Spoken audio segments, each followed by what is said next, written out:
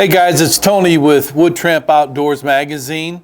I had Jesse from Tulsa, Oklahoma write and ask me my opinion on different folders and how I choose one. So hang tight. We're going to talk about that a little bit today.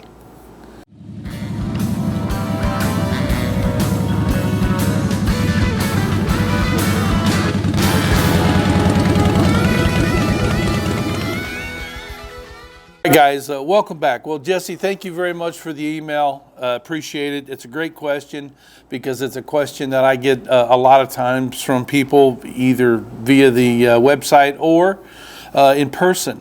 Folders are very, very important of an outdoorsman's life, but I have found that they're a great tool in, all aspects of life that you can carry with you all the time. So first of all, when I think about folders, there are four categories for me that I put folders in, and they help me to choose which folder goes into which category. And we'll talk about those a little bit more as I show you the knives, but those four categories are, for out in the woods, for work, for a night out on the town, or for tactical purposes. Those would be the four categories. And there are some things that I look for in a folder. Doesn't matter what category it is, so let's talk about, first of all, about some of the things that I take out in the woods. You've seen this knife for the past, 5-6 years. This is from CRKT, that is Columbia River Knife and Tool.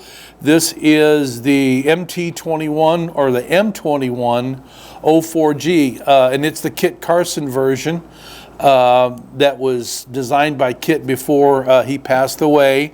And this happened to be a knife that Craig Caudill from Nature Reliance Survival School down in Kentucky suggested this to me. We were talking one day on the phone, and I don't even know how we got the folders, but he told me he'd been carrying the CRKT, and so I went out and I got one. Not only do I have one, but I also bought two, and this has been my main EDC for my pocket because I look for something that can take the place of my main EDC. Usually that's a belt knife. You've seen the videos that I've done on a 3-knife system.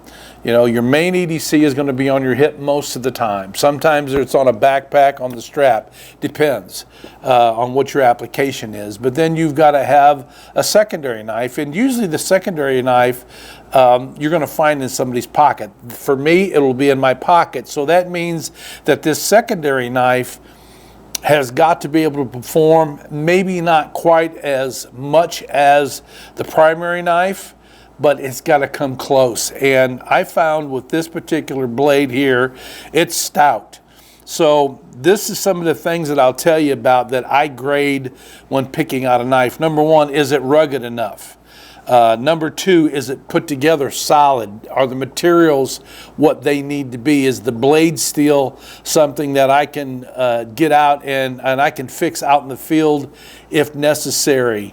What is the frame made out of? I need for it to be stout. I don't need for it to fail on me.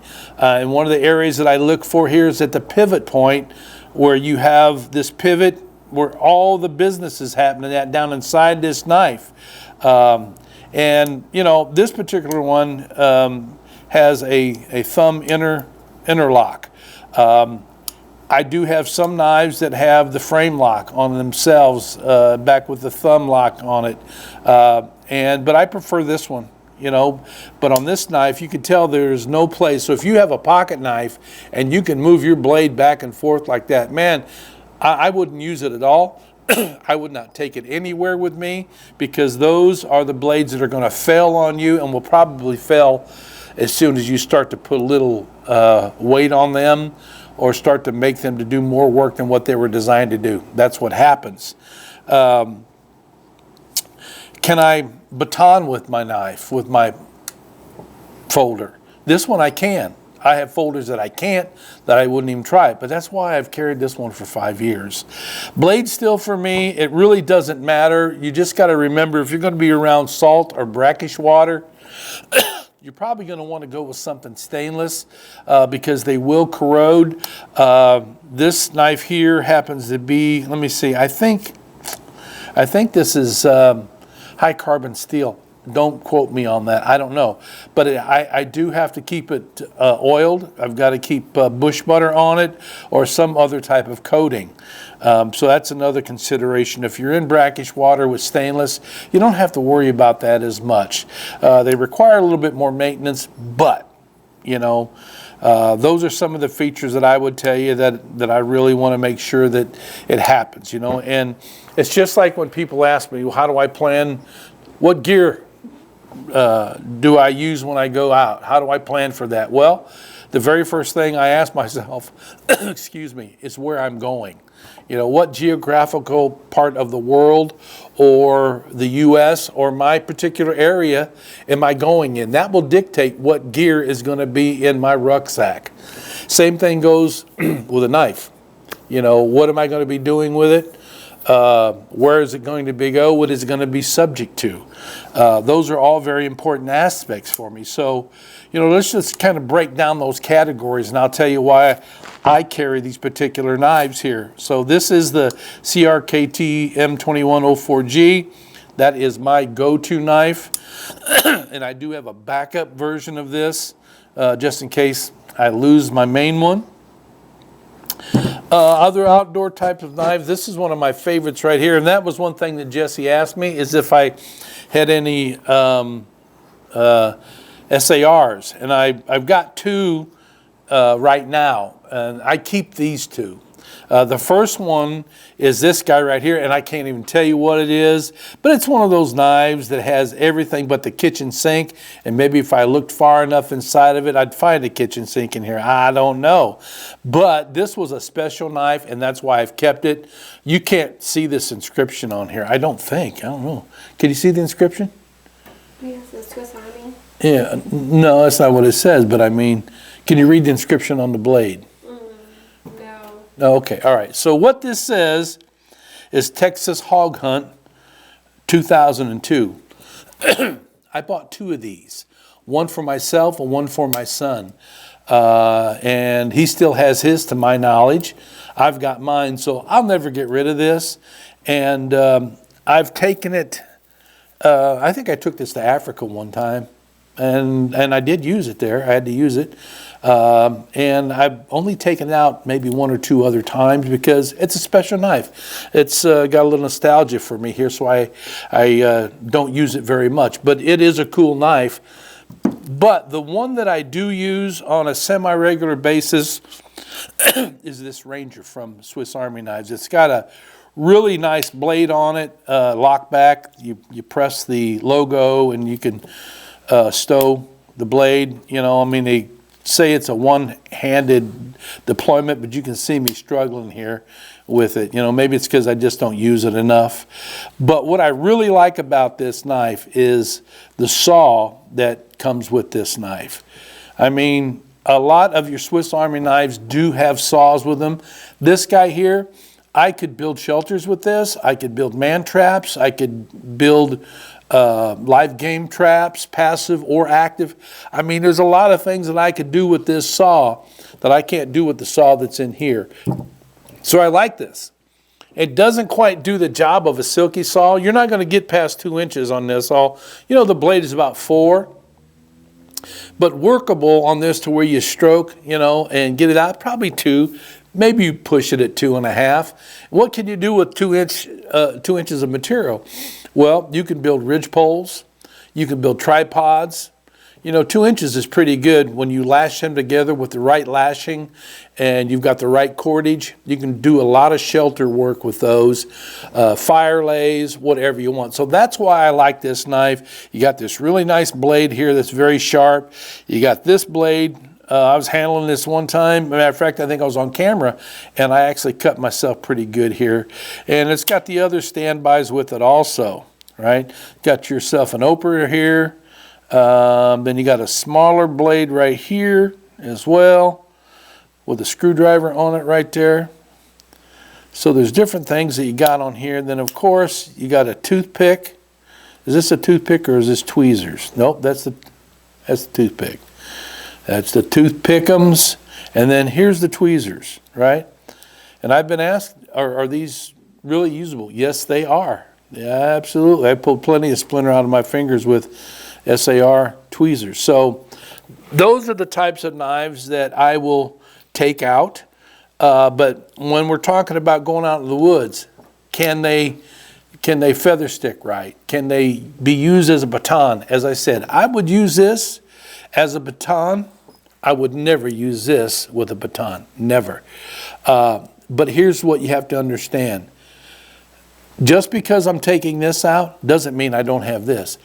Anybody that knows me will tell you that when they see me, I always have this knife. So if I take this out, I'll still have this in my pocket. This will usually go in a canvas wax bag, you know, as a part of a working toolkit. All right, so those are the types of knives that I would take out into the bush. Folders. For working, yeah, you could use this one for work. You know, as I said, it's in my pocket all the time, and I do use it at work. But something like this Kershaw here, this Kershaw is a really nice working man's type of style knife. This was given to me by a friend years ago. This is the Blue Mountain model. It does a great job. It's very stout. It's never failed me. I've never broken the blade, and I've done a lot of work on it. But again, you know, we got to go back to the bones of the lesson here. You know, you got to make sure that this thing is not going to fail you. When you're cutting with it, the blade isn't going to fall apart. The scales aren't going to fall apart, you know. So that'd be a working style knife. And then for a night out on the town, something small like a stockman's knife that fits nice and unobtrusive inside of your pocket is a good knife to have. Is this in the shot? Mm-hmm. Okay. All right. So this is a small knife, and this is a Calamus. This is a Calamus that was made here in the U.S. when they still made these in the USA. This was given to me by a friend of mine that was a knife collector. His name was Raymond Parnell, Pastor Raymond Parnell from Lafayette, Indiana. Gave me 2 of these knives, and my son has the other one because he likes to collect knives. But I've never had this in my pocket at all. But this is a great size if you want to carry a small knife in your pocket. Very, very unobtrusive. You don't even notice this down inside of there. But I've always loved to look at this knife, and it's been a nice little guy. Again, they don't make these in the U.S. anymore, you know, so somewhat of a collector style. And then this knife was given to me by some people that were in my church up in Ottawa. Larry and Karen Keist gave me this knife, and this is from Moore Maker out of Texas. They make great pocket knives, and this one was the Baxter Black model from, I think it was 2008 maybe. I thought there was a date on it somewhere. 2008, yeah, that's what that is. But Baxter Black, the storyteller, I guess he helped design this knife, but this is just a stockman's knife. Great size to put in your pocket, that's for sure. So that's another one. And these Moore Makers, I mean, they're the type of company you don't have to get it out and check to see if it's good. They are just an awesome, awesome company, and they're reasonable also for the quality of knife. Okay, but my favorite, I'll tell you, that's never been in my pocket either. My favorite knife for taking out when I want a gentleman style knife is this guy right here, and this is from Boker Knives. Very slick, coming right out of the gate. I mean, it's easy to use, it's thin, lightweight, the profile. I hardly even know it's down inside of my pocket, and if I need to get it out, it's just quick. Not only is it a good utility knife to be able to cut, you know, meat, vegetables, fruits, whatever I need to cut. This is a great knife for doing that, and it could also be a very good, formidable defensive knife as well.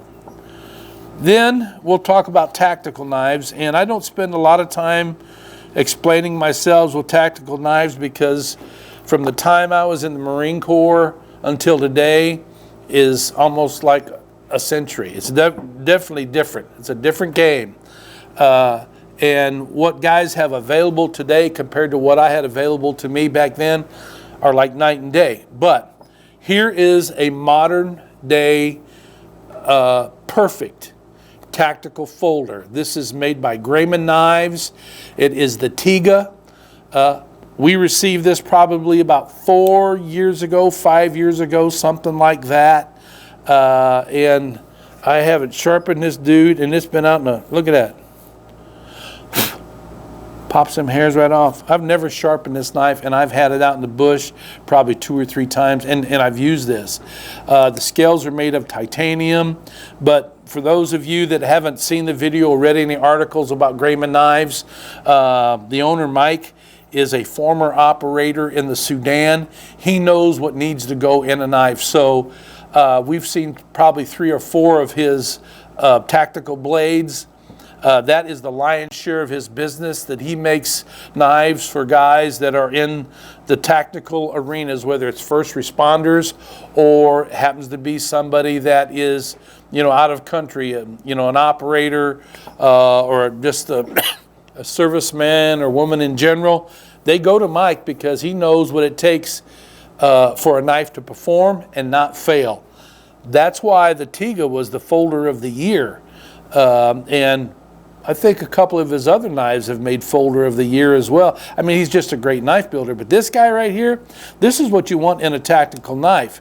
It's not going to rust on you. The blade is made out of stainless, and it's a special stainless. I just can't tell you what. But the shape of it, the weight of it, the form in the hand, everything about this, whatever you might need. And it's not so big that it's going to be weighing you down. It's just a great knife. That's what I would use. And again, this knife isn't going to fail you. You know, I mean, if you've never went out on Grayman, let me see, it's GraymanKnives.com. You should check them out. Then the last thing I want to talk to you about is knives that I would never take out with me. This is one of them. And I hate to almost show you this knife because Civivi is a decent company.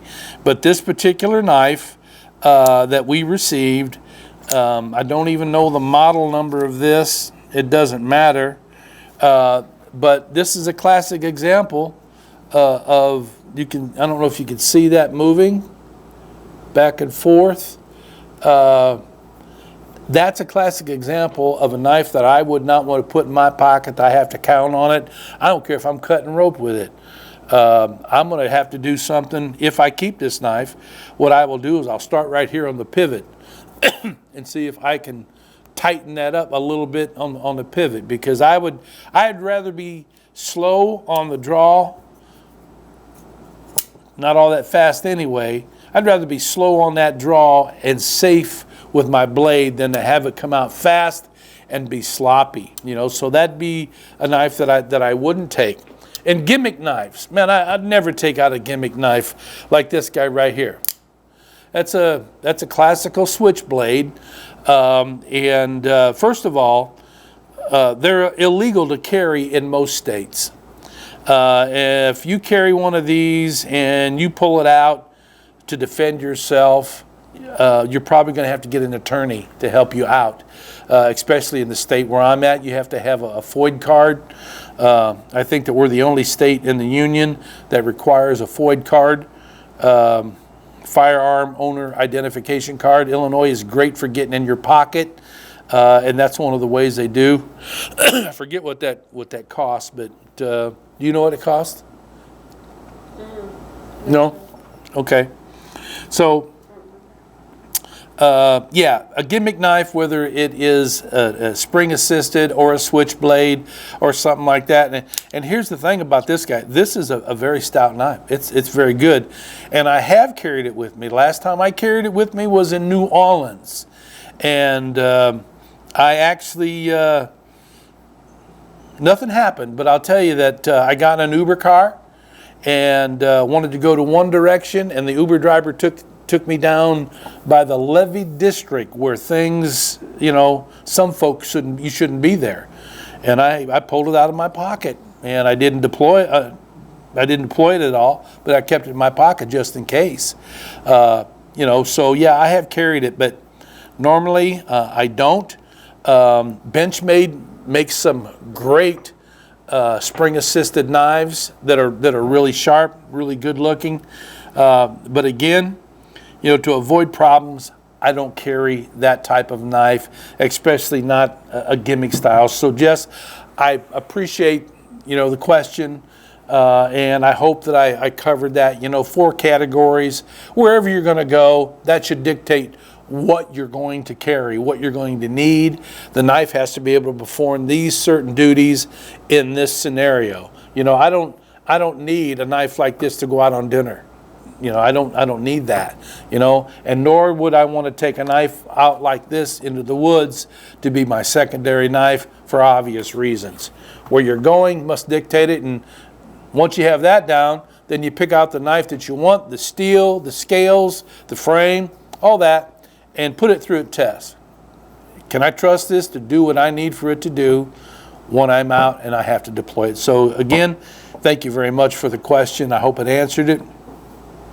Appreciate you watching. Appreciate everybody following us during this migration time, going from Backwoods Biker Magazine to Wood Tramp Outdoors Magazine.